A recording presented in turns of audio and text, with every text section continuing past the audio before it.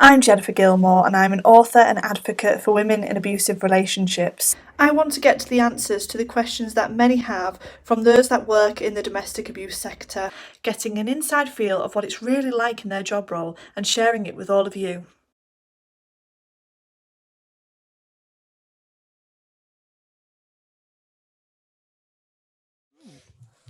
Right, hi everyone. Welcome to the next episode of the Abuse Talk podcast, and I'm really excited today to have Sharon Bryan with us. She is from the Ncdv, which stands for the National Domestic. Actually, I've got that completely wrong. What is it? The National Centre for Domestic Violence. Yeah. Usually you get it the other way around, don't you? And I'm delighted because I became a supporter of the Ncdv. Is it a couple of months ago now? Yeah, and about 6 weeks ago. Yeah, and it just felt natural for you to come on to the podcast and talk about the work that you do at Ncdv. So, Sharon, can you tell us a bit about you and your role there? Yeah, certainly. So, my name's Sharon, and I've worked in the domestic abuse sector for 23 years now. Mostly frontline, in refuge, and as a consultant for Westminster City Council in London, and as an IDVA, and lots of different things, but mostly all frontline, working with women. I'm quite new to Ncdv. I started in January, and my role there is a new role. It's a bit of a mouthful. I'm the head of partnerships and development for domestic abuse services. And my job basically is to raise more awareness of Ncdv and, of course, domestic abuse, and sort of try and promote the fantastic work that we do, and forge partnerships with other organisations, not just domestic abuse organisations, but any organisation that will come into contact with, or that could come into contact with, victims and survivors of domestic abuse, men or women. So we take referrals from anyone, yeah, that's what I do. Yeah, it does sound like a bit of a mouthful of a job role, but it also sounds very rewarding and something that you have to have passion for, I guess. So can you tell us a bit about Ncdv itself? What do Ncdv do? Okay, so Ncdv, National Centre for Domestic Violence. So we are a community interest company, and we assist victims and survivors of domestic abuse with obtaining legal protection. We concentrate on three main orders, which are a non-molestation order, an occupation order, and a prohibited steps order. Mm-hmm. So I can go through, if you want, and kind of explain a little bit more about what those three orders are. Yeah, that would be perfect. Helpful. Yeah. So non-molestation order, these three orders, all of them are obtained through the family courts or the civil courts. You don't need to have reported to the police to be able to get one of these orders. I often get asked, what is the difference between a non-molestation order and a restraining order? A restraining order is much the same thing, but the restraining order is given by the criminal court. Right. A non-molestation order is given by the family or the civil court. Okay.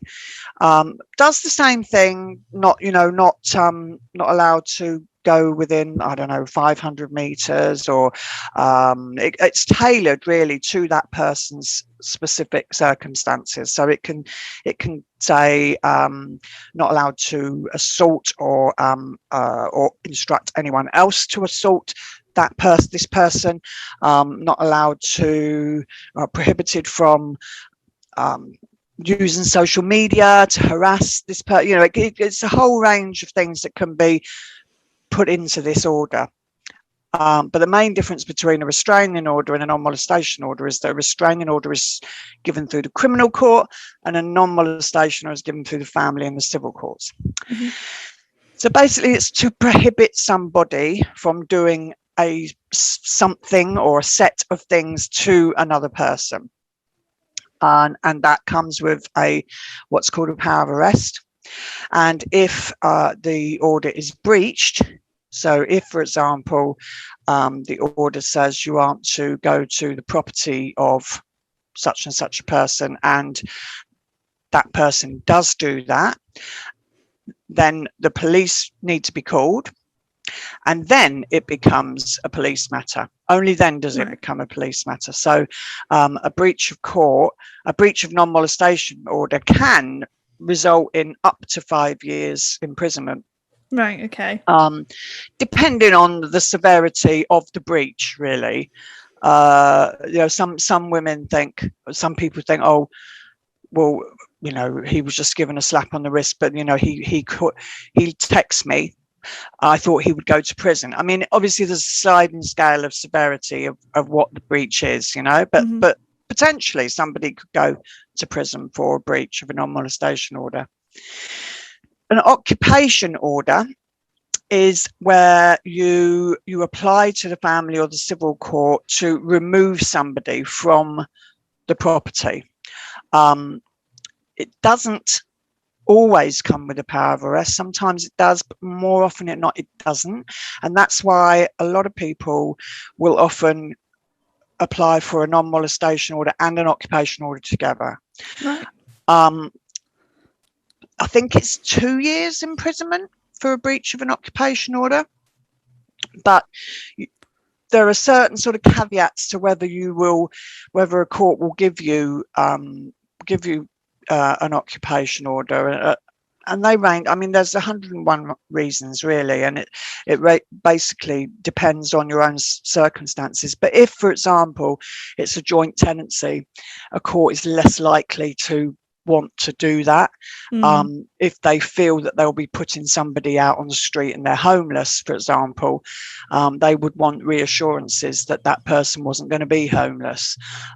So it's a good order to have, but there are certain, as with everything, there are certain reasons why you may not be able to get one. And a prohibited steps order is an order that prohibits somebody generally from taking a child out of the jurisdiction of England and Wales. So if, as I've worked with a lot of women in London that are Arabic women, and a lot of those women have said, I'm scared. My ex-partner has said that he's going to take my child and take them back to Iraq or wherever they come from. You can apply for a prohibited steps order, which will prohibit that person from removing the child from the jurisdiction. It can also prohibit somebody from changing the child's name, things like that, but that's more centered around the child.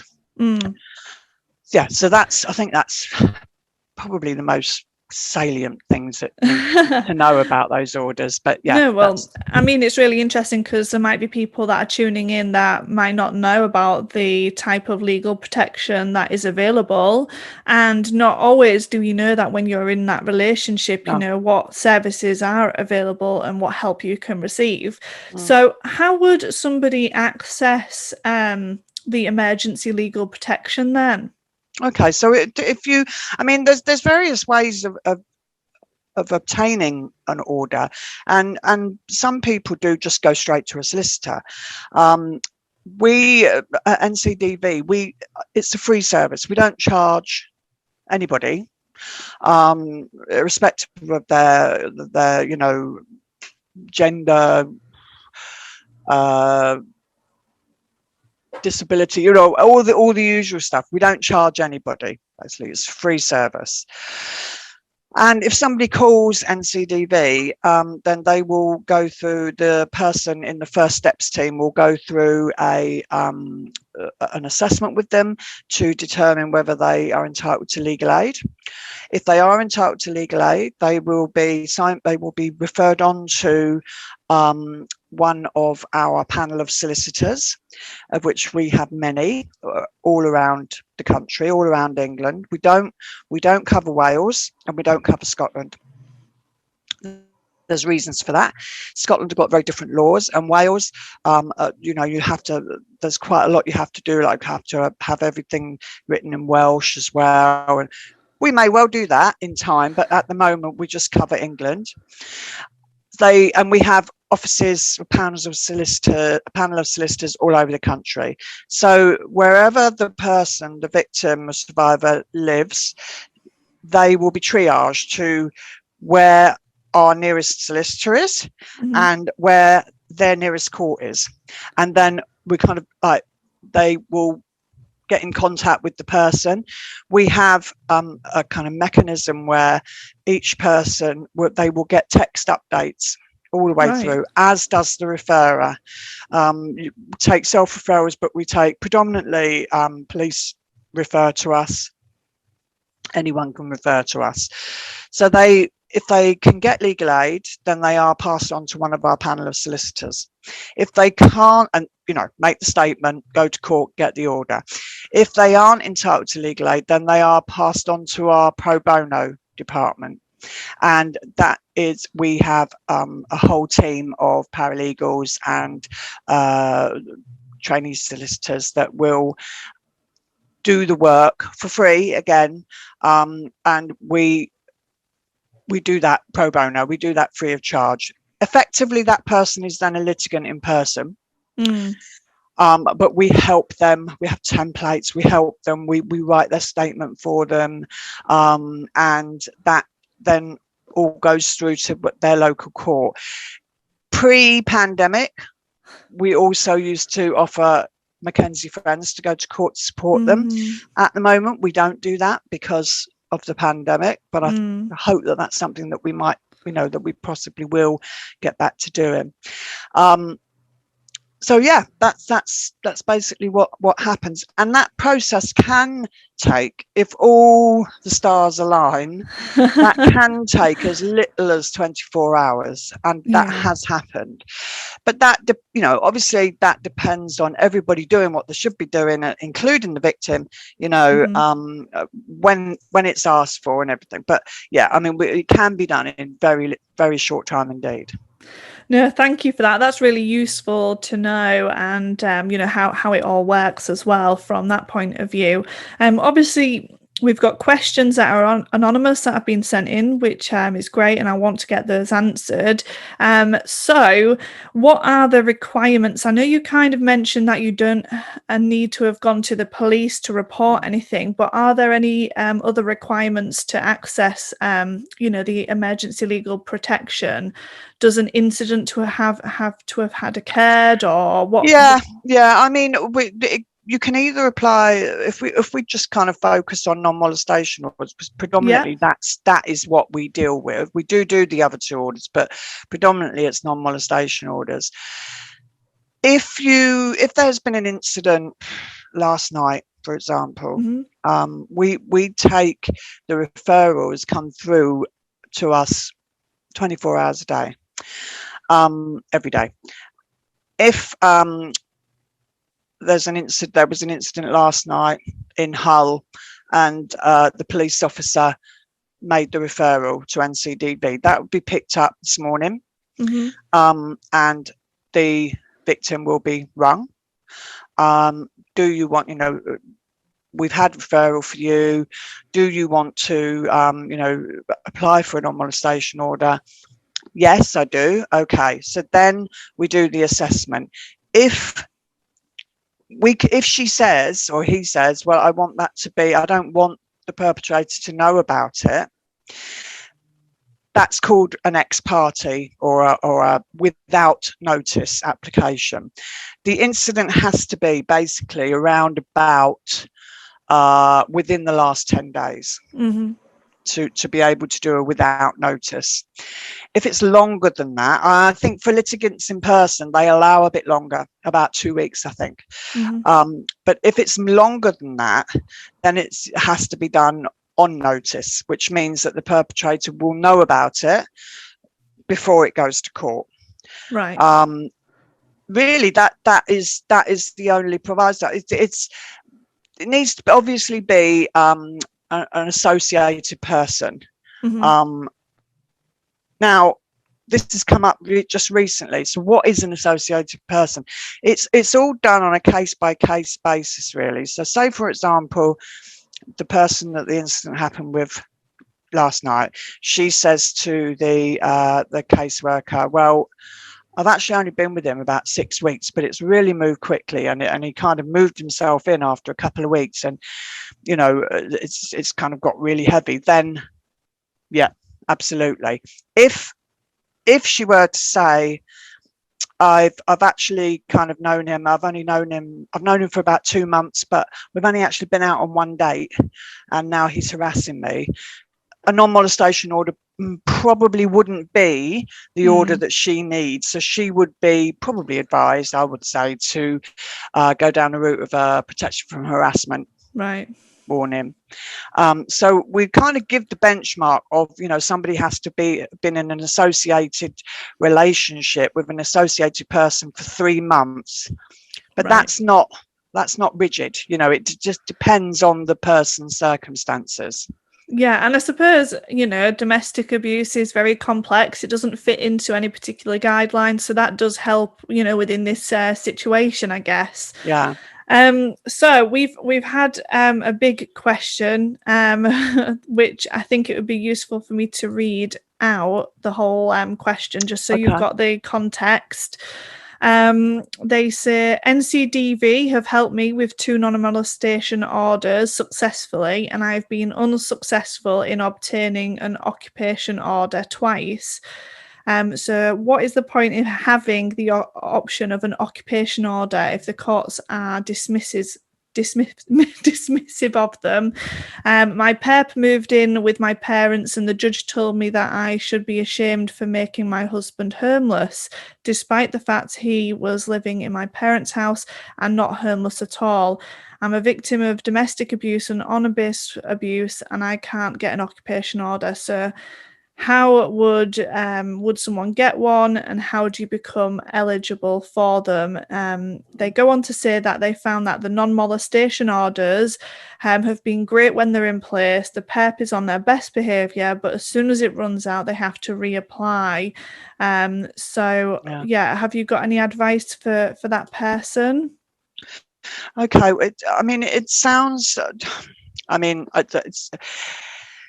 it's horrible to say it, but you know, a lot of it comes down to the judge. I'm really disappointed that a judge would say to anyone that they should feel ashamed for making their husband homeless. So that just isn't on, really. But unfortunately, we know that there are some judges that have little to no understanding about the complexities of domestic abuse. An occupation order is, it's difficult to be able to give an accurate answer to this person because obviously I don't know her situation. But I wonder if he is living with her parents and she isn't. I can't, it sounds to me as if it should be her parents that apply for the occupation order, if that's relevant. You know, if they don't want him there, then they should be the ones that probably apply for the occupation order. There are so many reasons why a judge may not give an occupation order. Generally, they don't like to, as I said before, they don't like to see anybody become homeless. Clearly, if that isn't the case, then that would need to be challenged, I would have thought. If you tried to get to, I would need to know more, really, Jennifer. You know, no, that's fine. So the question of, you know, them being on their best behaviour while the order is in force, and then having to get, I mean, sometimes that is what happens. And I guess, you could, if you had to get another one, you could ask for it to be written into your statement that, you have done this twice before, and this is what he is doing, and ask the order if the order can be made for a longer period of time. Yeah. And maybe they could do that, because generally orders are for about a year, 6 months, a year. But I have known cases where the courts have made non-molestation orders for an indefinite period. Wow. Yeah. So it can be done, but I think you need to be very clear to the judge why you're asking for that, because he doesn't know you. He literally, all he's seeing is what he's reading. So it's really important to make that very, very clear on your witness statement. No, that's great. Well, if they were to get, would it be okay if that person gets in touch with you personally? Yeah, absolutely. Yeah. Fantastic. Well, we'll go over your contact details at the end and how people can get in touch with you as well. Now, I know we're sort of short for time, but I do want to look at, aside from Ncdv, because you've actually won awards, including Survivor of the Year back in 2012, which it was by Women's Aid. So Can you tell us a bit about that, and obviously how you felt in receiving these awards? I couldn't really believe it, to be honest. It was in partnership with Avon and Marie Claire magazine and Women's Aid Federation of England, and it was to acknowledge the work that I've done in the field. So I am a survivor of domestic abuse, and it was a long time ago, but it was very high risk domestic abuse. It was physical, sexual, emotional, you name it. He was convicted of GBH with intent because he stabbed me, ABH, which broke my nose, and rape. So he was I'm told he was the first man to be convicted of raping his wife, and it was the case that changed the law. So you look surprised. I didn't know this before this interview, so okay. I didn't know that was what an important change, Yeah. So it was quite huge at the time. His conviction, his trial, if you like, was at the Old Bailey, but actually at the last minute he changed his plea to guilty. So I didn't have to give evidence, which at the time I was pleased about, but in hindsight, I wish I had have done, because he was kind of able to say his interpretation of what had happened, which included finding me in bed with 3 of his friends, and I mean ridiculous things really that were obviously plastered all over the newspapers because of the uniqueness of the case with the sexual violence. So it was a long time ago, and I'd worked, as I said at the beginning, for 23 years working with women. So the award was really special to me, and I couldn't quite believe that I'd been given it. Had a lovely do at Claridge's in London, and I took my daughter with me, who was her father that was abusive. It was a very proud moment for her as well, and she got to meet lots of celebrities, which she loved. So and then and more recently I was nominated for the Emma Humphreys Memorial Prize. So Emma Humphreys was a victim of domestic abuse who was sent to prison, and she actually died in prison, sadly. No, she didn't die in prison. Sorry, I got it completely wrong. She didn't die in prison. She was the women's women's groups campaigned to have her released, and she was released, and sadly she died.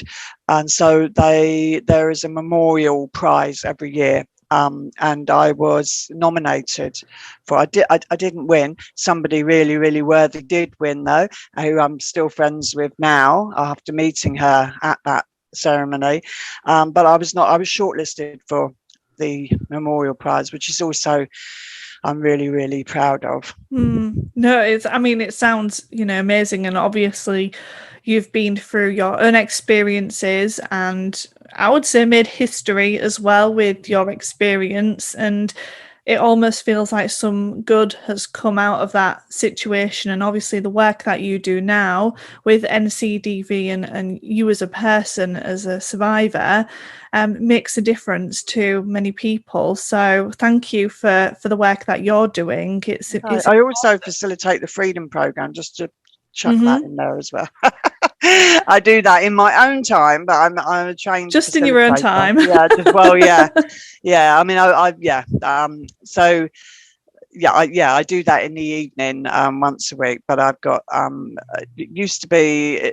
It's ironic, really. If it hadn't have been for the pandemic, it wouldn't have been so easy to do. But since the pandemic, they're all done on Zoom, and so literally can sort of take women onto the course, onto the program from anywhere in the world, really. I've got I've got people on my waiting list for my next program who aren't actually in England. So it's really, I think the pandemic has done a lot of harm, obviously, but I think in other ways it's done a lot of good, because people can access services that they maybe couldn't have accessed before quite so easily.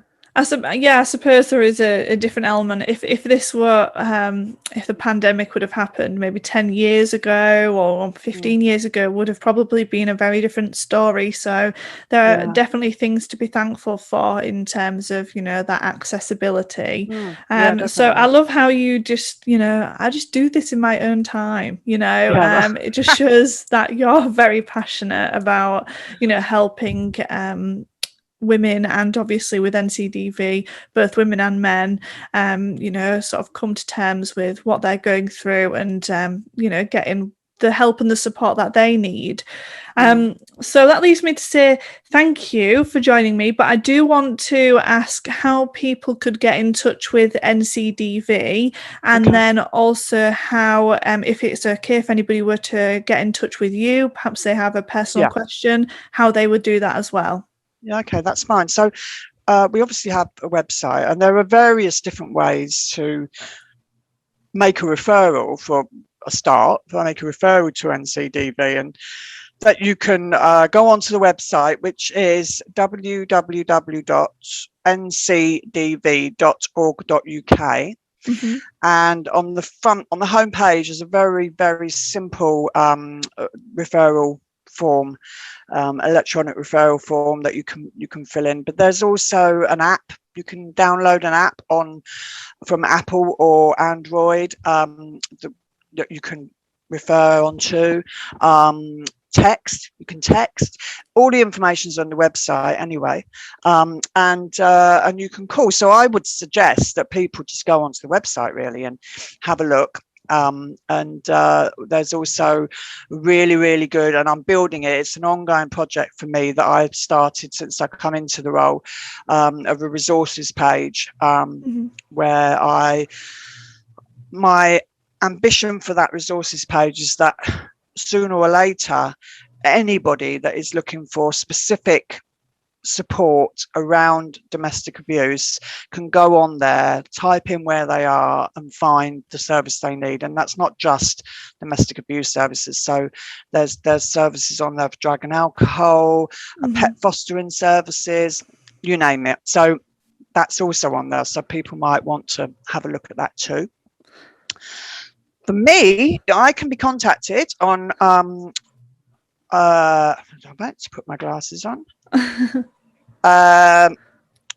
So I've got an email address, obviously a work email address, which is sharon.bryan, Bryan, at ncdv.org.uk,